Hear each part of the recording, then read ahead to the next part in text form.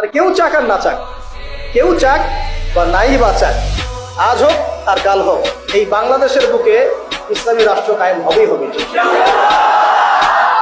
কেউ এটাকে বদলাইতে পারবে না। কেন পারবে না বলেন? কেন পারবে না? কারণ নবী সাল্লাল্লাহু আলাইহি ওয়াসাল্লাম ভবিষ্যৎবাণী করেছেন যে একটা কাঁচা বাড়ি বাদ থাকবে না, একটা পাকা বাড়ি বাদ থাকবে না, যেখানে আল্লাহ পাক তার তাওহীদের কালিমা লা ইলাহা ইল্লাল্লাহ মুহাম্মাদুর রাসূলুল্লাহকে প্রকাশ করাবেন না। ইনশাআল্লাহ একটা জেনারেশন তৈরি হয়ে গেছে আলহামদুলিল্লাহ, যারা আল্লাহর জমিন, আল্লাহ দিন কায়েমের জন্য জান পর্যন্ত দিতে পারবে।